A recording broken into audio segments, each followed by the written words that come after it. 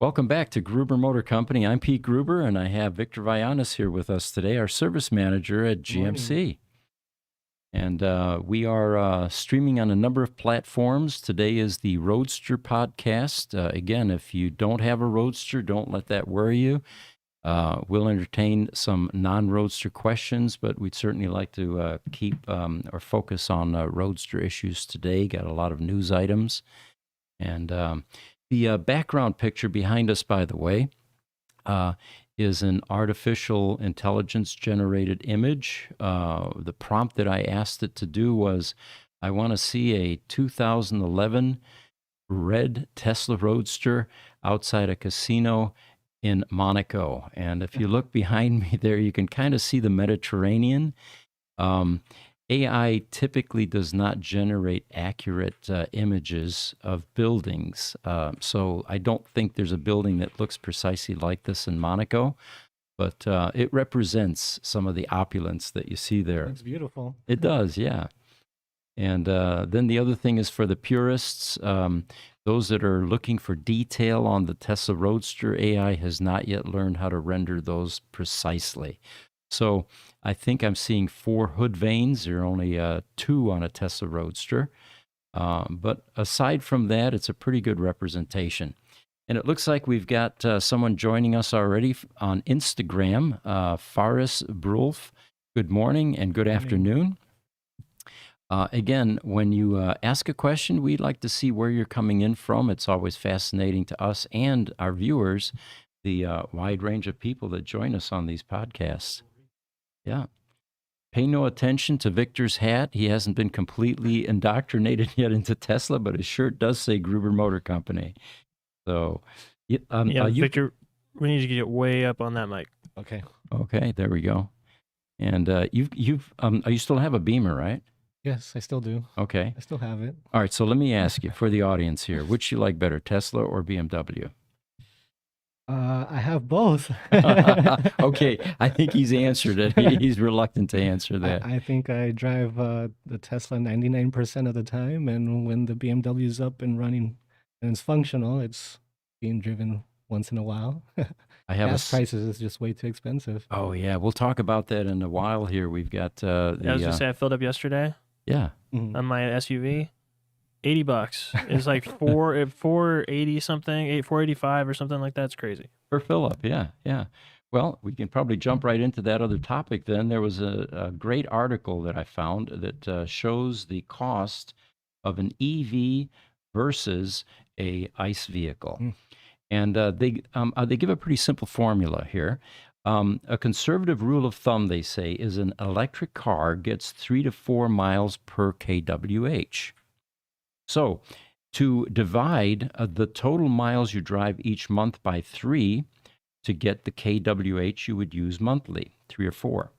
So you multiply that number by your cost per kilowatt hour in your local area.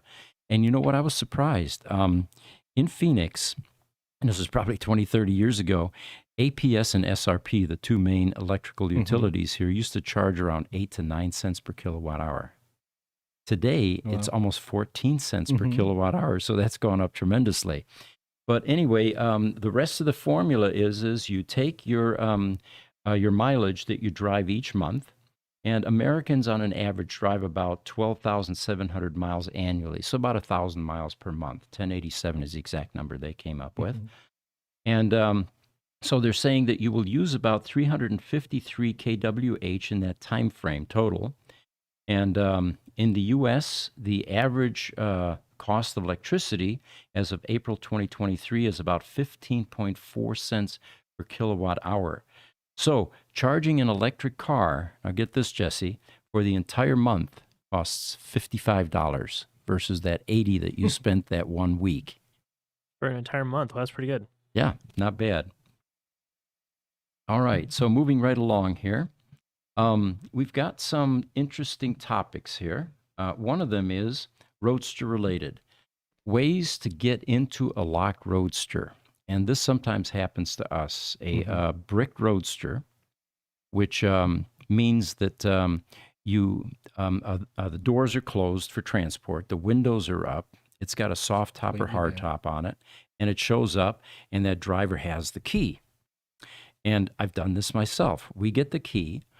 You can unlock a locked Roadster if it's not live by putting the key underneath the driver's door, and there's a lock set there.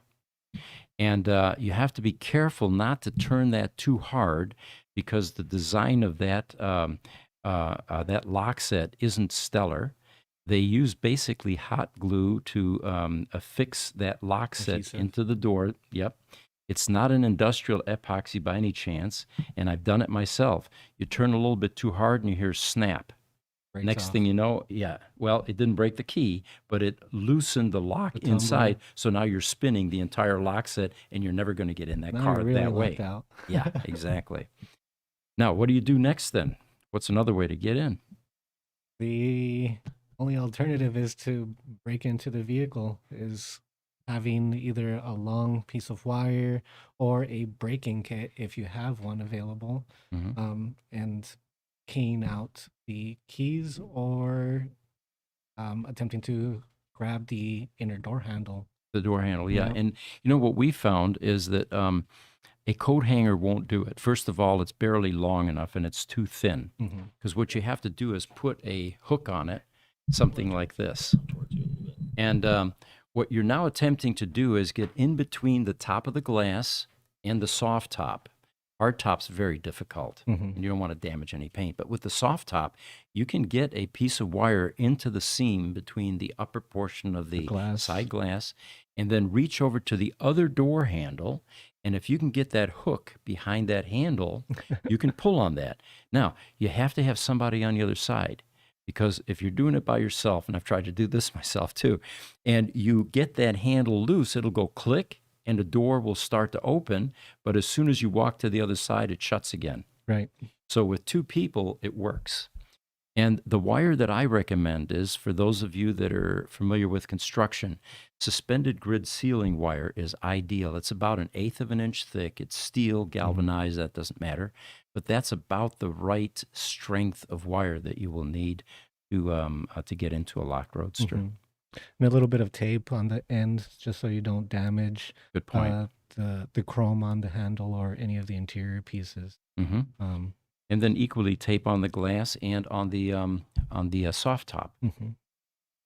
So that's how you can get into into a locked Roadster. And of course, if the driver has the key, and again, I've done this, while you're in the car and people are pushing it because it's bricked in, or they're jacking it up to put dollies underneath it to get it in because the wheels are locked. And sometimes you get caught up in the moment, and I've done this. You actually take the key with you, close the door, and then you go, oh, and then you swear, which I can't do on the air here, right? But it's always a 4-letter word at that point in time. And it's happened. It's happened at the shop. It does happen, yes. So, Victor, I was curious. We this is the first time you've been on the show. Yes. All right. First time. And you see a lot of things over there at Gruber Motor Company: Roadster issues, customer issues. Is there anything that you want to start with to tell us about that might be educational or edifying for our viewers? One thing that I'd like to go ahead and voice is the importance of the thermal management system on a Roadster. A lot of the Roadsters that come in have the original equipment, but we recommend that all thermal management components get replaced because they are original. They can stop functioning at any time. It's recommended that they get replaced after 4 years. And I think that's really our go-to at the shop, is making sure that the battery stays within the temperature that it should be operating with. And whether the vehicle is operating, it is good preventative maintenance to have them replaced. We have had several vehicles in our shop that we have test driven for several days, and temperatures are monitored, and lo and behold, prior to departure, a fan might go out. And that's why we recommend all components to be replaced, even though they're currently functioning due to age. Proactively replacing fans and pumps. Hmm. Yeah, that's a great topic. To put it in perspective, in the Tesla Roadster 1.5 and 2.0 or 2.x, you have DC brush motor Hmm. cooling fans that cool the PEM. There are a number of issues with that. A DC brush motor cooling fan wears out. You have two things that wear: brushes, and if you can picture this, it's like a pencil eraser, two pencil erasers on both sides of an armature that are continuously feeding DC voltage to make that motor spin. Well, they're hard carbon and they wear out because you have a copper commutator that is running and rubbing Running. against those. We've done autopsies on fans after we've replaced them or they've gone defective, and you'll literally find a pile of shavings, carbon dust inside those fans. Hmm. It's all the stuff that has worn off. The second thing that happens is bearings. The bearings wear out. Everybody knows that. Um, so we recommend about 4 to 5 years on any cooling fan. It's just Hmm. cheap insurance because it's a lot cheaper to get that replaced while that car is up in the air in for service than to start all over Hmm. again, have to bring it to a service center, to our shop, and we open it back up and all that. And you have to remember these are electric vehicles that depend on the thermal management system when plugged in and charged at home. Mhm. So even if you're not potentially driving the vehicle, using the vehicle, the thermal management system is still being used while stored and charged at home. Because the car is maintaining a Exactly. certain temperature range. Hmm. Exactly. Which then gets us into the other portions of the power electronics module cooling system.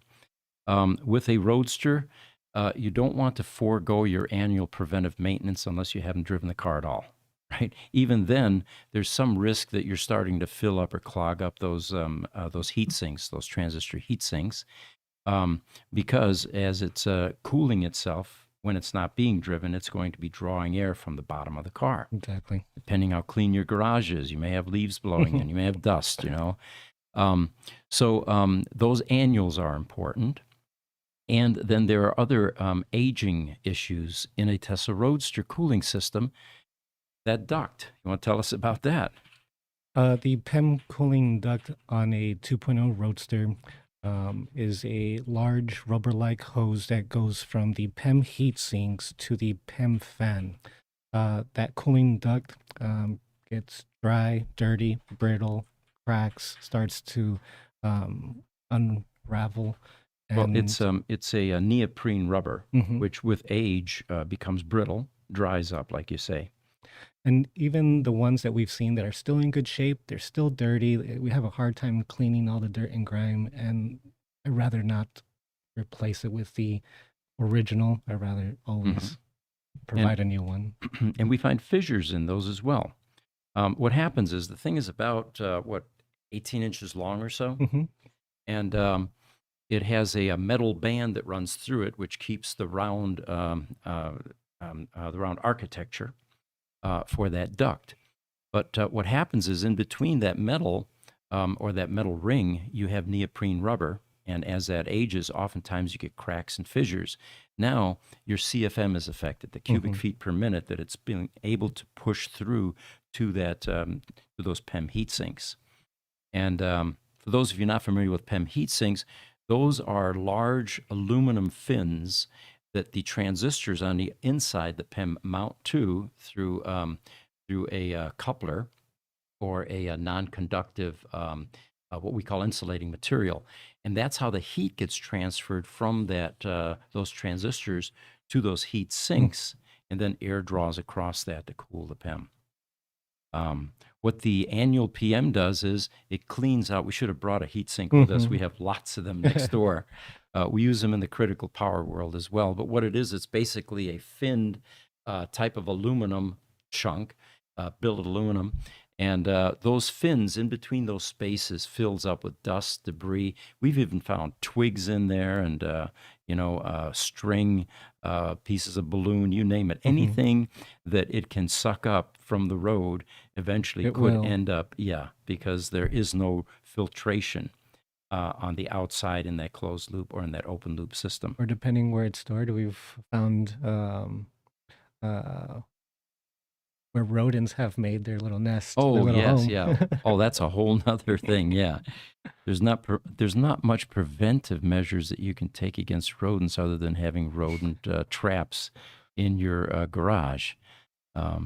Staying on that subject for a moment, I don't understand what it is, but they prefer a certain type of insulation on wire. Hmm. They will get into the running boards on a Roadster, and you've got a number of different wires running through there, coax and current carrying conductors, and they seem to prefer only a particular type of PVC, and they'll leave the wire right next to it alone. Something tasty in there for them, I Yeah, guess. we've had, let's see, a Model X or Y that came into the shop for a harness repair because of rodent damage. We repaired the harness and we added some rodent repellent tape around the harness so it keep them from coming back. Hmm. But from what I've read, it seems that the wires could have possibly made from some soy type based material for the insulation, Organic stuff, and sure. I think that's what attracts them. Interesting. Okay. Yeah, when you get rodents in a car, it's usually carnage, and sometimes they'll eat right through the conductor, so that you lose your rear camera, for example. That's a common Yeah, one. They I've like seen that that. coax. Yeah. So we're still on the subject of thermal management in a Roadster. We're going to continue with that in a moment here, but we've got a bunch of questions here. And the first question that I see at the top there is, why are you both wearing sunglasses inside a building? Well, that's not an uncommon question that we get asked. People used to ask the Blues Brothers that all the time, too. And I don't think either Elwood or Leroy or whatever his name was ever had an answer. Neo on The Matrix, I don't think he's ever answered that question, but we are going to eventually answer that question with a video release. And I think you'll all be interested and pleasantly surprised why sunglasses are part of our production, both videos and podcasts. Instagram, Wemick47 is asking, can I get a job at your company? Absolutely, Victor. Send us your resume. Exactly. Yep. ev@gruber.com. Must be local to Arizona. Yeah, that would help. Or yeah. willing to relocate. And you can't quite tell a commute in this business. It's kind of like you can't work out of your house and fix cars in our facility. No, it doesn't work that way. That's one career that requires an on-site presence. Smuggler is back with us from TikTok. He sends us a heart gift. Welcome back, Smuggler. Thank you.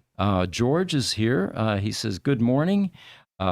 Nice, like the corn-based wire insulation. Yeah, or like the soy-based. Mm-hmm.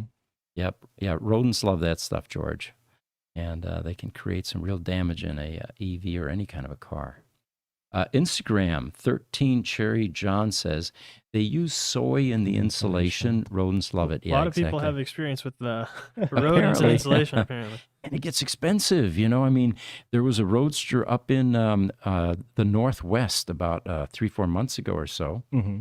And apparently rodents had eaten the wires in the front of that Roadster so badly the entire wiring harness needed to be replaced. And that's not an easy chore because part of the car was actually built around stuff. So, as they were building it, they were burying stuff. So you have to remove a whole bunch of things to get to it. With the Roadster, there is no replacement harness. So the only option is to repair. Yeah. With the Model S's, there's that fine line where we have to decide, does the labor equal to the amount of the cost of the harness? Should we do the repair or replacement? And it depends on the extent of damage. And it's not only a replacement or repair, there's other things that could have shorted out and caused additional damage downstream. Good point. Yeah. I mean, by the time they chew through and it grounds out current carrying conductors, now you're starting to affect the things downstream or upstream that connects to that. Yeah, we haven't found any fried rice just yet. No. This particular Roadster in the Northwest actually ended up potentially coming here for a harness repair, which is what we would have done. But Tesla at the time was looking for any parts Roadsters that they had purchased that they could take the harness out of. Now think of the amount of labor that's involved there, because it's not the entire harness that's defective. Mm-hmm. It's Right. a portion of it. Then you have to remove it from an existing parts car, and then take everything out. Anyway, I think It's it a finally got project. resolved. They must have found a wiring harness, so I think that customer's back up and Mhm. running.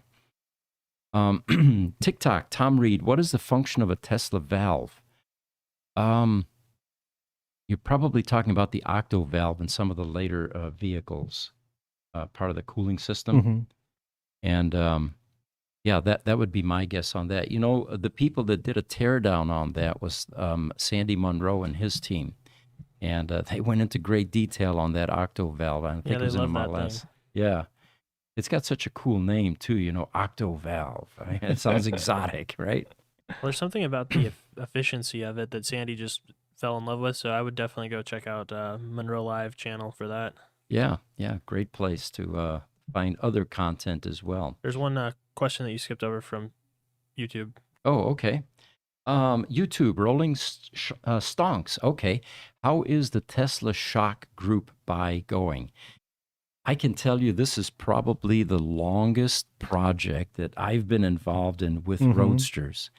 Um, First of all, let's put it in perspective. The original company that made Roadster shocks, Bilstein, is no longer making Roadster shocks. Right.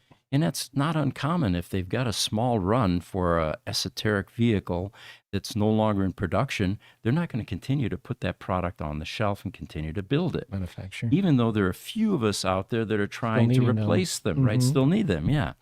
Now, oftentimes in the world of car parts, you can find an equal, something that is close, similar, or right on target. Right. In this particular case, that just wasn't the case. So we talked to a number of manufacturers. We talked to Munro, we talked to Olin's, we talked to Penske, we talked to Intrax. And again, it was a small run that needed to be done, and it was very difficult to avoid a high MOQ, minimum order quantity.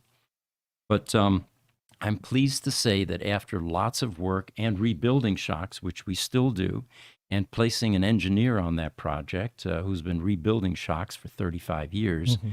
we were able to dial in a specification and attach that to a vendor that is now supplying those shocks to us, specifically made for the Tesla Roadster.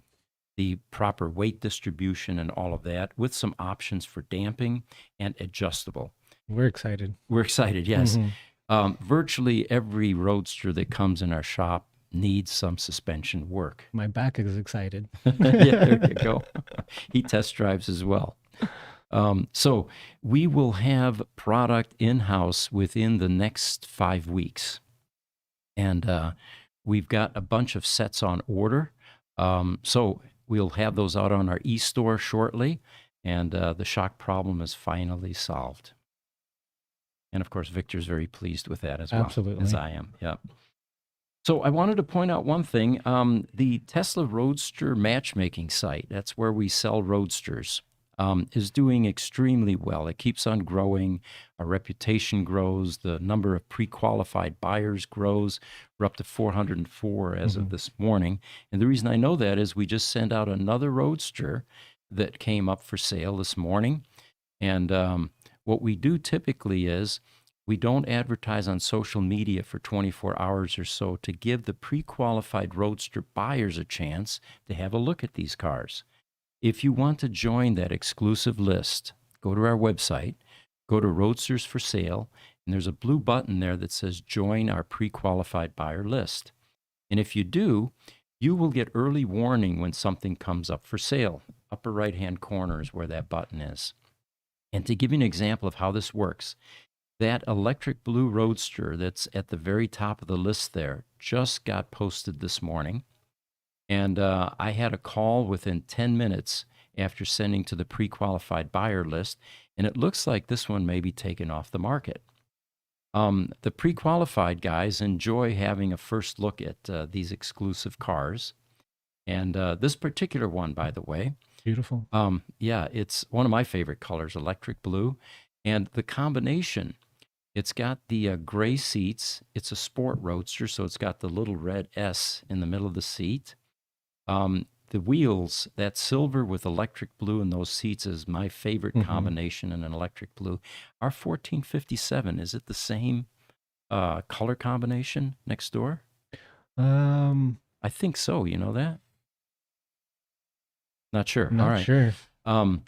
We've got 1457, which is the second to last Roadster built, and I believe that's also a sport. And that's one of our collector cars that we ended up buying years ago. But anyway, this car now is for sale. And what typically happens is there's an enormous amount of support that's provided by our company. And every time I look at the amount of involvement that we have, I keep thinking to myself, how do we do this for free? We continue to do it for free.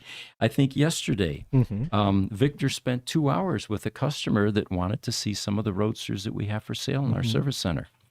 And it's not just the shop time or the shop people's time with these cars. It's also the processing time. Our webmaster gets involved. Our social media team gets involved. Our accounting team gets involved with the escrow assistants, title assistants, and then our transportation team, which also offers free services for helping get transport for these Roadsters that are sold, even if they're not in our shop. So I guess my final point here is we provide a lot for free, and our customers are very appreciative. This one that came in yesterday, again, he says, I want to thank the entire team for making the sale of my Roadster possible and for all your help along the way. The car has been picked up, delivered. Buyer seems very happy. And of course, I'm not, because he didn't want to lose his Roadster. Between your website and escrow services that you provided, the process was much smoother with fewer hassles than if I had tried to do it on my own. He'll definitely refer us.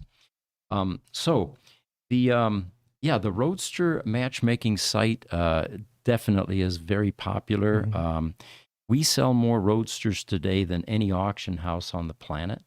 And again, it's a free service. If you have a Roadster that you'd like to sell, all you have to do is click one of those blue buttons.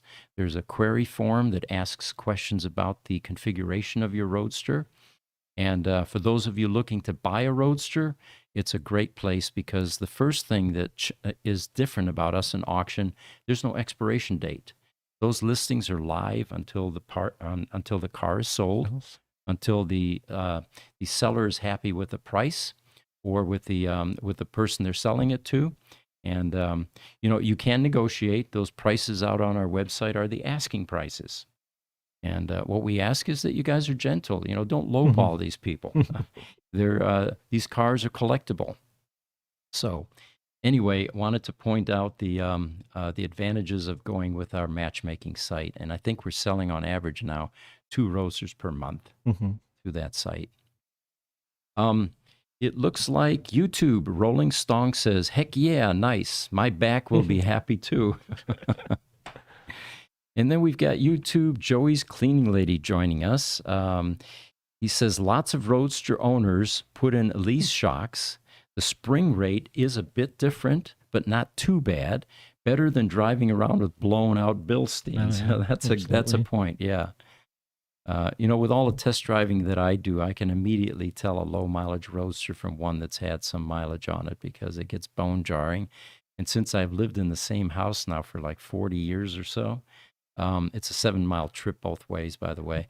I know every pothole, every crack in the road, and I can tell the difference immediately between Roadsters and what, if any, suspension problems exist. So I'm a great test driver in that regard as well. Looks like we've got George joining us, and his name on YouTube is Watch Rich Rebuild's channel. Rich always gets free advertising on our podcasts. He says, I would love it if you look into or think about doing matchmaking to buy and sell early positions on the Cybertruck list. Now, that's something I don't think I've considered. People, I guess, would be selling their reservations. Can you sell them? Does Tesla allow you to do that? I'm not sure if they allow it. I know that Corey and Sandy were both going on their podcast and on their YouTube channel saying if anybody wants to sell us their Cybertruck, we'll buy it at up to like double the cost or something crazy like that. They really want to tear one down as soon as they come out. You But mean, I'm not sure what the policy is on it. yeah, was that double $100 or? Yeah, double the reservation amount. Yeah. I mean, it's a little bit different if they said double for the new Tesla Roadster, the $50,000 down payment, double that, and yeah, it'd be worth someone's while, I think. But great idea, George. It's worth looking into, yeah. And by the way, if any of you are watching the podcast and you have a Cybertruck reservation you're interested in selling, email us. And if we get enough interest, we will post it on the website. Our website these days gets an enormous amount of traffic, so if you're looking to sell anything Tesla related, that's definitely a good place to park it. YouTube, Rolling Stonks, thanks for the suggestion. I auto-X my Roadster, so I need the correct specs and adjustability. The reason my head's bouncing back and forth, we didn't realize this. We did a podcast Sunday, and there's a camera smack in the middle of that. But if you can put up my head bouncing, we won't have to move the camera. We're good. The car has been on jack stands for almost 4 months now, waiting for shocks. Yeah, so we've got product. It's coming, and it should solve that problem. YouTube, Heinrich. He says, did you notice how I pronounce that, by the way? Heinrich. In the U.S., English people say Heinrich, right? Well, Germans know how to pronounce CH. That combination turns it into a. Now, you've got one of those names, too, Vianis. Vianis. There are 2 L's in there that are silent. So YouTube, Heinrich says, if you were an interested buyer that wants to buy a Roadster and also use it, does it matter in which year the Roadster was built? So in other words, are there differences between 2008 to 2012 in Europe? There are some minor differences, and they're mostly cosmetic. Inside the cabin of a 1.5 Roadster, which is up to VIN 500, they have a stick shift. And it's now drive, neutral, and reverse. The reason for that was they used to have a 2-speed transmission in the early Roadsters while they were still doing prototypes, and found that to be unsuccessful because they were burning up those Borg-Warner clutch plates. There was too much torque in that electric motor. So they decided to keep the console rather than work the whole thing, and change that to drive, reverse, and neutral. The change came with VIN 501, which is where they went to a push-button transmission. It's the same place on the console, but they switched the VDS vehicle display screen from the lower left to the middle, where that console is on the 2.0 Roadsters. But aside from that, there's some front lip changes. The opening on a 1.5 looks like a largemouth bass, whereas on the 2.0s, you've got kind of a grill arrangement. And in the 2.5s later on, they even put little vents or grills on the side of that front clip. More sport. Yeah. But other than that, the styling is fundamentally the same. Functionality is the same. They did change the power electronics module between the 1.5 and 2.0 versions. Some people like the 1.5 better, actually, even though it's a bit bigger. So from a driving standpoint, very little difference. It does get a bit different if you have a sport versus a non-sport version Roadster. The non-sport 0 to 60 is 3.9 seconds. The sport version is 3.7 seconds. And, I can attest to this, that 0.3 of a second is so subtle, I don't think I would recognize it or notice the difference if I wasn't told that it was a sport or a non-sport. How about you? You drive them? No, you can't tell the difference. Yeah. All right. Oh, Heinrich says, thank you for pronouncing my name correctly. Does not happen often. Yeah, I can imagine. No. We have to be European or German or Swiss or Austrian in order to pronounce that correctly. All right. Another Roadster item. As these cars are aging, we're beginning to see aging issues. Certain components and parts and modules are beginning to manifest a higher rate of failures. And the most recent rash that we're seeing is switch packs. Would you agree Yes. with that? Yes, I Okay. agree. We've had an increase of switchback issues. The switch pack is a little, I wish I brought one here. It's about that size of that module there, by the way, but it's encased in a black plastic housing. It sits in probably the worst spot on a Roadster, which is underneath the dash, underneath the windshield by the driver's side. So all of the heat that comes through the windshield eventually gets into that space where that module sits. Now, fortunately, there are no extremely heat sensitive components in there, like electrolytic capacitors, for example, that will dry out if they're in a hot environment, even more so than just aging.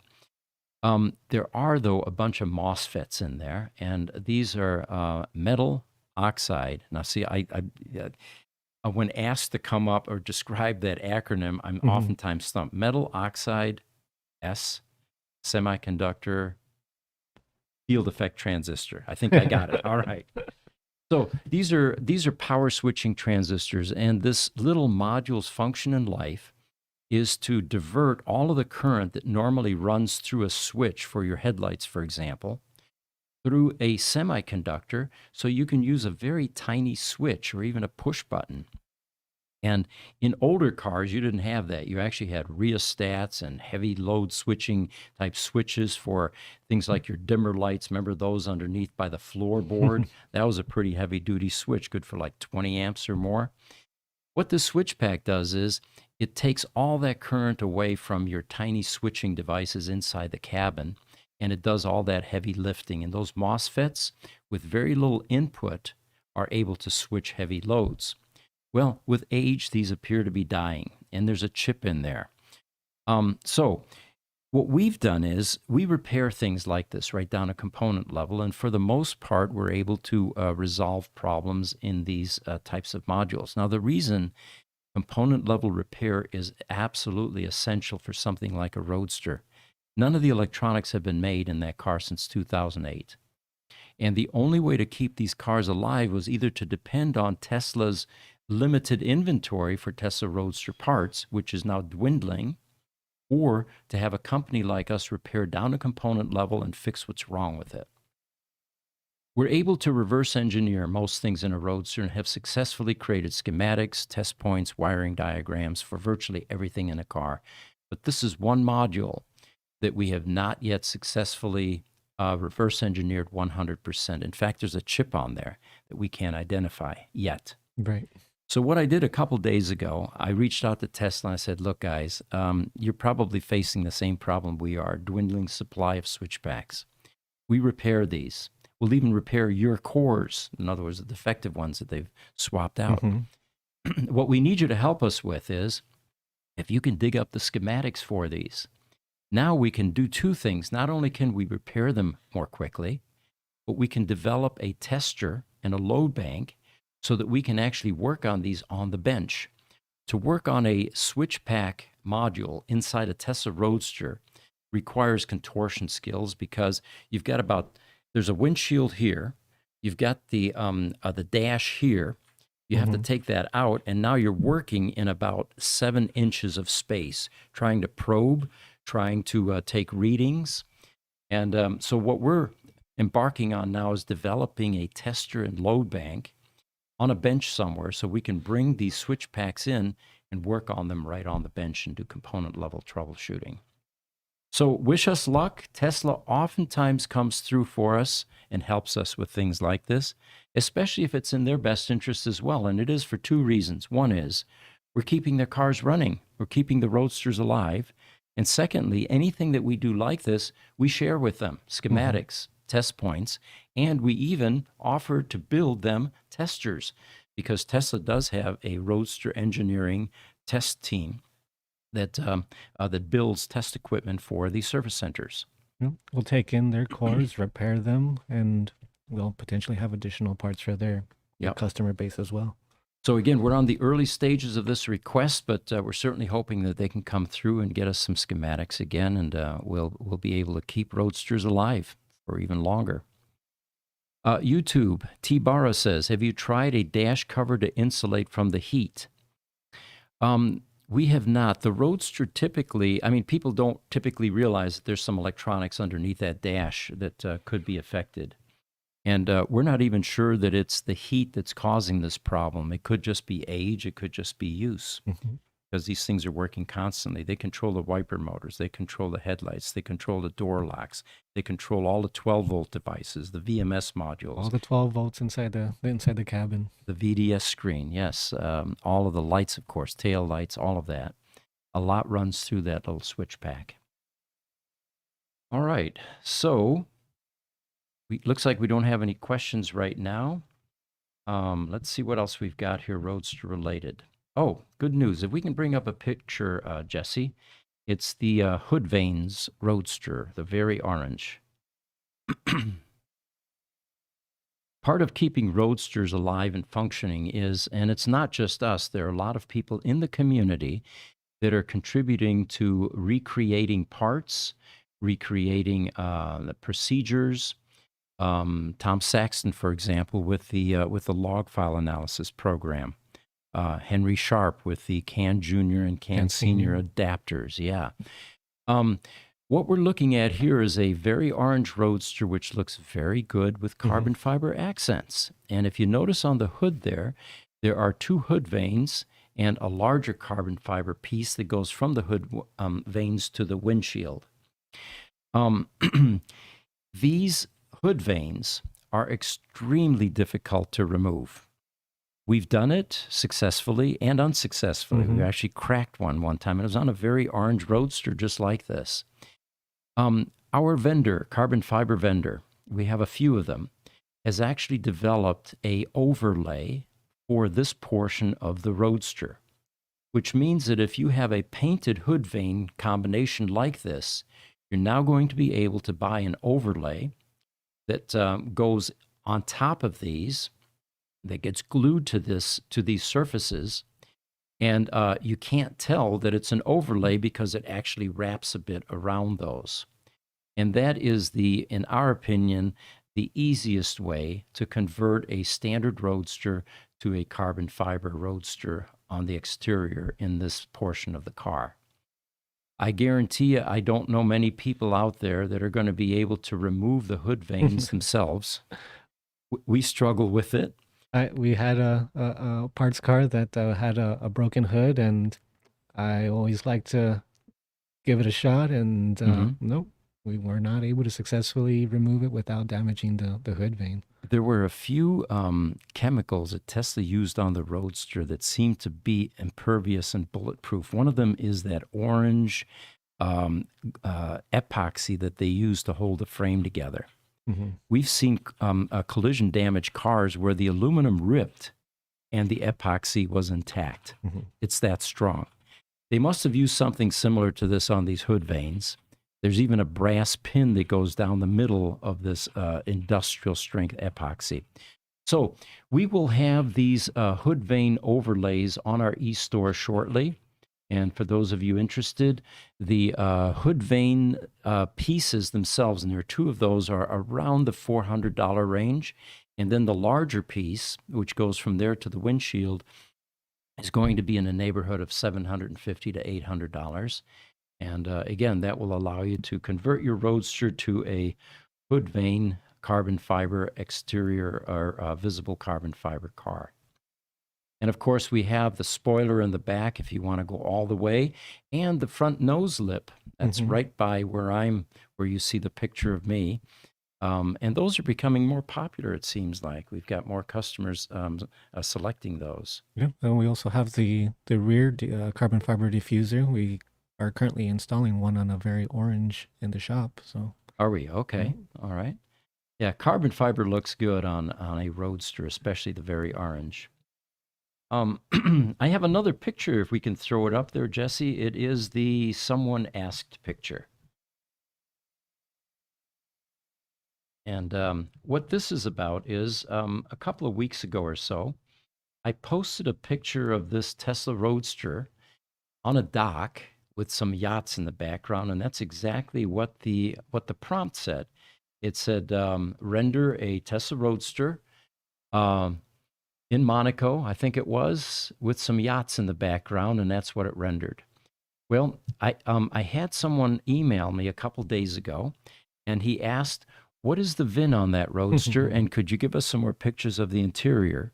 And I reiterated what I did on that Facebook post. I said, "This is not a real car. This is an AI rendering of a Tesla Roadster." And if you actually look closely there, you'll see that there are probably some design elements that are incorrect. Let me Like see if I can five get a. hood veins on there. It looks pretty aggressive, though. I like it. Is it 5 hood Mhm. vanes? Yeah. On this one, they did not put a charge port on the passenger side. And what you'll oftentimes see too is it will put little details in there that really weren't on the original car. But this one was convincing enough to where one of our customers asked about, well, some more information about this car, potentially to buy it, perhaps, you know. But what I wanted to point out here is that artificial intelligence definitely is learning and is doing a better job with Tesla Roadsters. And it's becoming so convincing that we actually have people now asking about VINs and more shots of the interior. All right. Any other questions? Yeah. He says TikTok, JMac, in a 2020 Model S, is that even possible? Claims that the 2020 is now free unlimited charging. I'm not sure Hmm. that's on TikTok. If you can let us know maybe a little more what you're talking about. I'm not sure what that's related to. Yeah. Yeah, I believe that free unlimited supercharging ended in 2015, 16 or so. Do you know? 15. 15? Yeah. Quite a deal if you have it. So another question that we often get asked is, with Tesla Roadsters again, the 2016 Tesla Roadster battery packs are experiencing a problem in that they're losing power. It's an impedance problem. Right.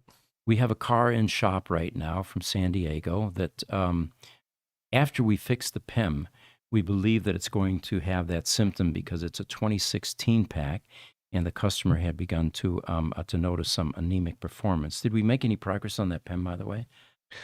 No, not yet. Okay. We're dealing with the thermal management system first to ensure that the PEM isn't being overworked, Mhm. and that it's being properly cooled. Once we have successfully installed those, we'll go ahead and test drive to see if that gets rid of our PEM problems, and then go from there. And that's a PEM that's seeing baseboard A and C overtemp issues? Yes. Yes. Okay. Which, by the way, could be thermal management related in that you've got clogged transistor heat sinks, for example. Maybe the car hasn't gotten its regular preventive maintenance. Actually, there's so many cars at the shop. I actually remember that we did take a look at it this morning.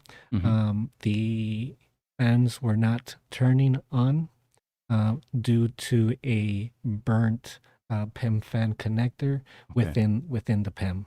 Another common issue. Mhm. Yeah. We were able to remove the lid, take a look down into the connector from the inside, confirm that it's burnt. So Okay. that will need to be replaced. So we'll fix that CIC board in that PEM, and then we can test drive, and then we can see how that battery is behaving, if it's anything like the other 2016s we've seen. If it's showing any signs of Right. anemic. By the way, that PEM fan connector that Victor is talking about is it's on the CIC board, which is a power switching board inside the power electronic module. And that connector, it's a Molex connector, is actually marginally sized for the application. It's an 18 amp connector, and at times the current goes up into the 17 amp range. Way too close for comfort. Overheats. Right. And the other problem with that connector is, which probably contributes to this problem, is every annual preventive maintenance that's done requires plugging and unplugging the other Molex connector, the other gender connector, male and female. And what happens on the female portion of that connector, which is on the CIC board, you get what's called pin regression, which means it's a crappy design, basically, but there's a 90-degree pin there. It kind of looks like this. Gets pushed in. Yeah, they keep pushing on it every time they plug in the connector, and eventually you have less and less metal-to-metal contact, which in the world of conductivity results in heat, And then you eventually heat it up to the point where it melts the connector and it fries the board or fries the pins behind the board. So that's what we're going to be repairing on this particular car. What we do is a couple of things. We not only replace the connector, So we but we upgrade also upgrade it Mm-hmm. and we retrofit it so that pin regression is no longer possible. Exactly. And it's one of the 50 items we do during a PEM rebuild and upgrade and overhaul. Important things to do because this particular PEM that you're talking about was replaced by Tesla 2 years ago. Mm. So it didn't last very long. Not without the upgrade. Exactly. So the reason that I brought this subject up about the 2016 battery packs, we have it on good or from a reliable source that the new 3.0 packs, the 2020 versions, unlike the 2016s, are using the new Panasonic cells, which are much better than the LG cells that were used in the first generation battery packs. So we expect the 2020 replacement 3.0 battery packs in the Roadsters to last hopefully as long as the original legacy packs. They're going on 15 years now. Not longer. Yeah, exactly, if not longer. That's a good point. Everybody asks how long will these multi-cell lithium-ion battery packs last, and no one knows because we haven't reached end of life yet, other than this aberration with the 2016s, which were defective cells. Right. All right, YouTube, Lightning Rod. Hey, how you doing? He joins us regularly. He says, hello, everyone. And then we've got YouTube, T. Herrera. He says 3/31/2017. I'm not sure what I think that. that's the supercharger end date. Oh, supercharger end date. All right, thank you. So if you've got 2017s, it looks like some of you still have the free supercharging. All right, let's see what else we have. We're at an hour, just so you know, Pete. So we're at an hour. Okay.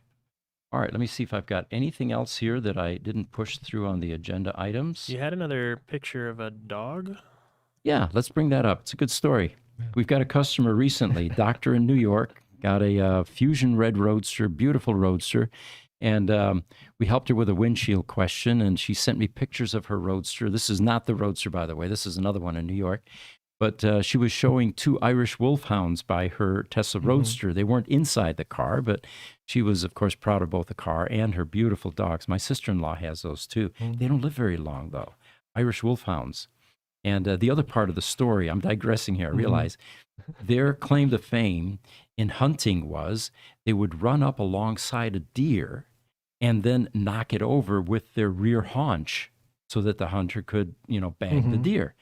And the reason my sister-in-law told me this, because when I go to her house, these dogs were constantly pushing their rumps into my body. And she says they're just instinctively doing that. That's what they were bred to do. But anyway, so the doc in New York has Irish Wolfhounds, and I decided I would send her a picture of another Tesla Roadster customer in New York as well, whose Roadster we ended up buying, by the way. And he warned me, said, Pete, the car has a loose passenger seat. The reason is I didn't bolt it in. It has not had that seat in place for a few years because we like to take my Great Dane driving in the Roadster, and it loves it. So here's a picture of a Great Dane sitting not on a seat in a Roadster, but sitting on the floor, and you can see how far its head sticks above that windshield. Loving it. Yeah, just really enjoying the Roadster. All right. The other thing that I wanted to mention is Victor spent 2 hours with a customer yesterday showing them the Roadsters that we have for sale in our service center. And what we're finding these days is you can sell a Roadster from your home, and if you've taken care of deferred maintenance, you're probably in pretty good shape because once the seller gets the car, there's nothing to do. We had one that sold just recently that now has a fan problem, and it's got to go back to a service center after the sale to have the fan replaced. We have customers that actually send us their Roadsters to not only have all the deferred maintenance taken care of, but then also listed for sale. And sometimes that happens without them realizing they want to sell it until we've done work on it, which is another Roadster that's coming up for sale here shortly. But our suggestion is if you're thinking about selling your Roadster, there are so few service centers, Tesla service centers these days, that will accept a Roadster. So you may have to transport it somewhere anyway. Transport it to our service center. We'll take care of the deferred maintenance. We'll take high-quality professional images of your Roadster.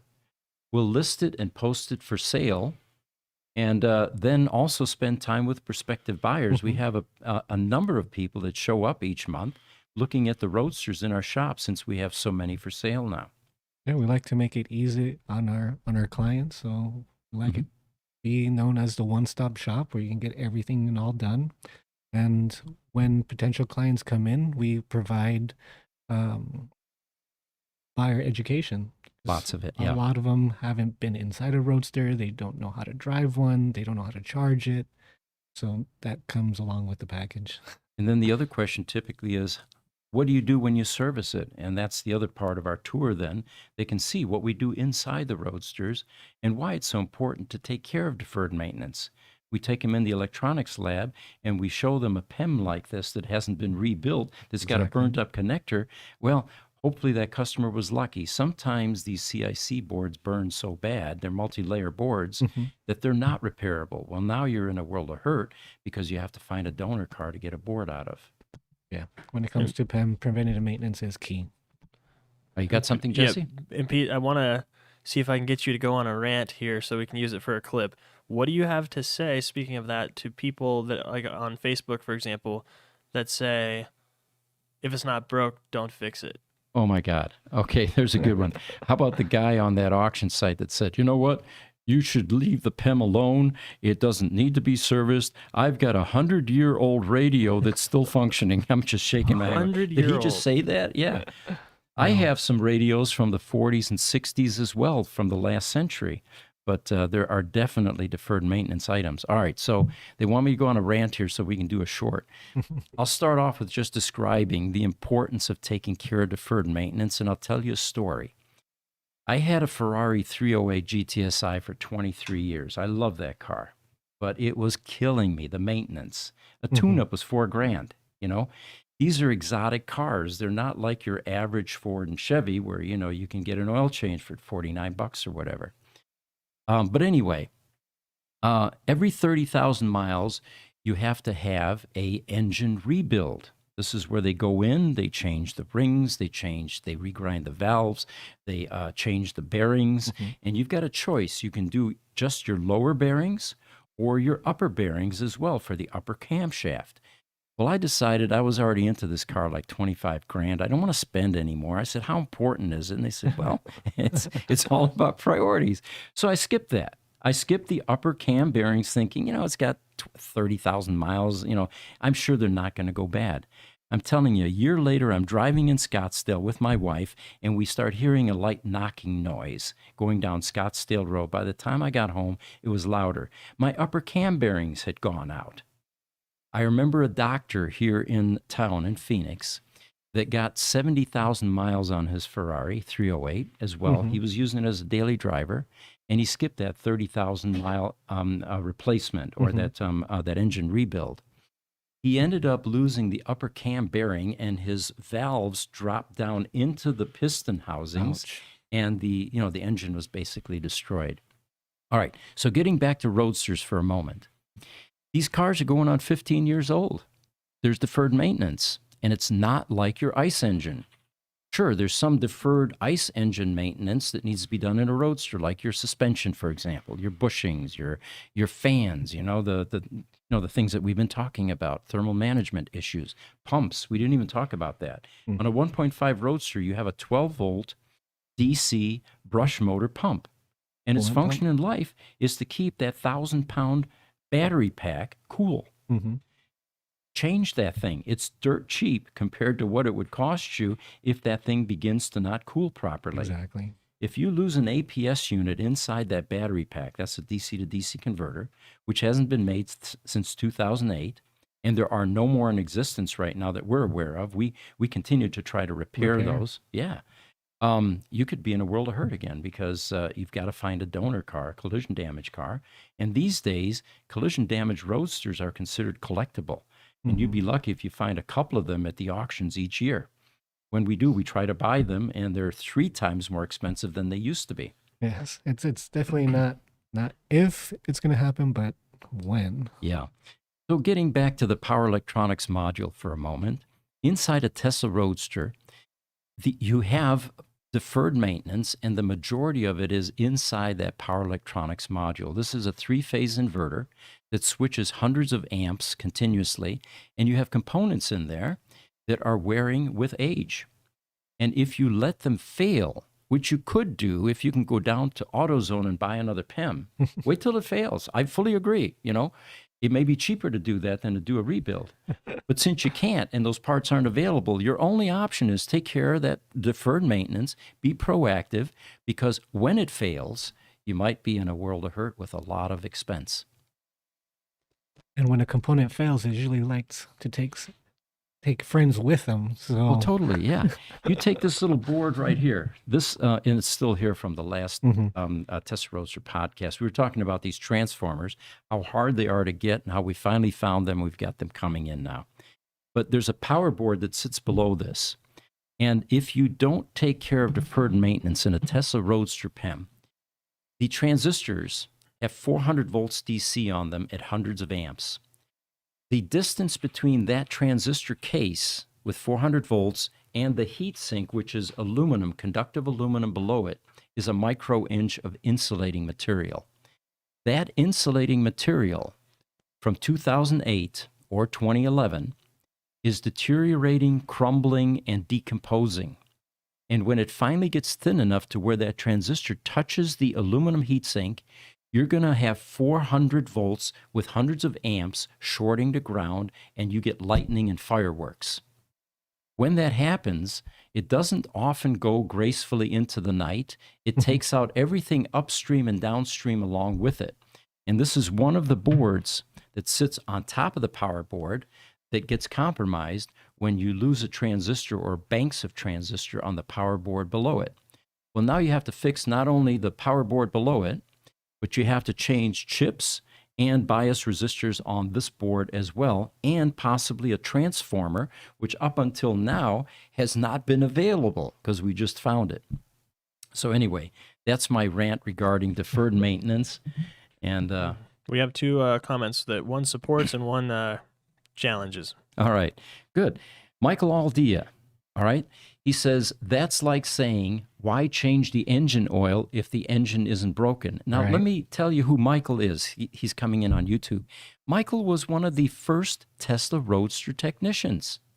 He knows these cars infinitely or extremely well. He was the ESS pack expert, the battery expert. And anyway, so his endorsement carries a lot of weight, or should carry a lot of weight with you, and he's absolutely right. Don't change the engine oil if it's not broken or if there's still oil in the car. How about a better one, what my wife did? When the oil light comes on, continue to drive the car, right? All right. Then we've got an Instagram, Frieden95. He says, learn math. 40's not 100 years ago. So he's complaining that you said it was only 80 years ago. Excuse us. Only 80-year-old components are still the same. They're not going to work. Yeah.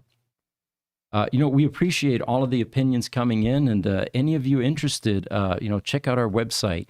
If you want to see what is required to do to a Roadster PEM, either under services or pricing, if you have access, you can see the 50 items that we change, replace, or resolve in a Tesla Roadster power electronics module.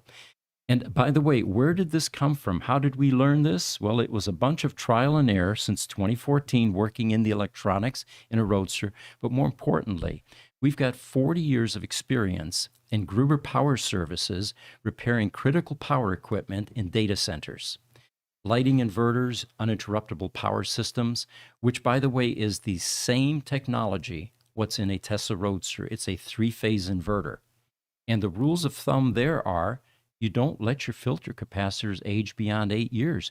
You proactively change those so they don't short, blow up your inverter, or even catch your building on fire, which is something that happened in Texas years ago on a Liebert UPS. Have you had a good show? Yeah, it was good. All right. We're hour and 10 minutes. Well, we appreciate everyone joining us. It doesn't look like there are any more questions. We are going to have another podcast tomorrow, which is the General EV podcast. But one that's pretty exciting is, Oh, wait a minute. Sorry, go ahead. We do have a couple more questions, but okay. Well, we'll entertain those. But let me tell them about Rafael de Maestro. He is the gentleman that went around the world in a Tesla Roadster in 2012 to prove that emission-free transportation is viable, possible, and pretty exciting, actually. His Roadster came in our shop about 5 months ago or so for a battery replacement to the new 3.0 pack, and now we're weatherproofing and rebuilding the rest of the car. I think yesterday they rebuilt or weatherproofed both the charge port. The charge port and the HVAC controller. Right. And this is important because this car is going to be out in the elements. He's not going to be parking this in a garage every All night. elements. All elements, exactly, including Four Seasons. He's going to be joining us. He's flying in the 26th of this month. He's going to be on our podcast, and he's going to tell you all about his adventures with a Tesla Roadster. So that is one that's definitely worth keeping an eye on. It'll be around the 26th or so. And it looks like we've got a couple more questions here. YouTube, Core Glass, welcome back. He says, are the windscreens from the Roadster, from the windshields, from the Lotus, MK1 Lotus Elise windscreen? It's actually the Lotus Elise, but there were modifications done to the Roadster windshield, and we've been unable to find any more in existence. So the Lotus Elise windshield is what we're currently needing to use, and the only drawback is in the portion down below where the VIN tag is. On the Roadster, there was a cutout so that you could see that VIN tag. And what I mean by cutout, there's some dark bands around the windshields. You've got your solar thing up on top, which is for tinting, and then down below to hide the nuts and bolts, they have a black band that runs through there. The only difficulty with the Lotus Elise windshield on a Roadster is you can't quite see that VIN tag as well as you could if it was a traditional Roadster windshield. Right. And of course, if you get pulled over and the cop tries to give you a ticket and verify the VIN, he's going to have a hard time reading it. And most likely he'll then say, well, I guess I won't give you a ticket because I can't read the VIN tag. That would be nice. Yeah, that'd be nice, wouldn't it? So YouTube, Lightning Rod, he says, what do you think of the new Toyota president, formerly from Lexus, announcing 800-mile, 10-minute charging, solid-state battery announcement? I think it's wonderful. We talked about that. so Richard said yesterday. Yeah. It's, Toyota's having a very difficult time warming up to this whole notion of EVs. And don't know why, because they changed the industry with the Prius. They're the ones that introduced us to hybrid vehicles. Right. In fact, that's what inspired me in the 90s when we bought our first Prius, was being able to drive with an electric motor for about a mile. And that was exciting as heck to me, being an electronics guy, you know. We had one other question. I don't know if I got to that. No, those were the two. Those were it. Yeah. Okay. All right. So anyway, we've had a good podcast. Make sure you join us for the other podcasts. And we will see you next week then. Yep. Thank you for having me. For the Roadster podcast. We'll see him tomorrow for the regular For the regular podcast. And Victor, thank you for joining us. Yep. Thank you. Yep.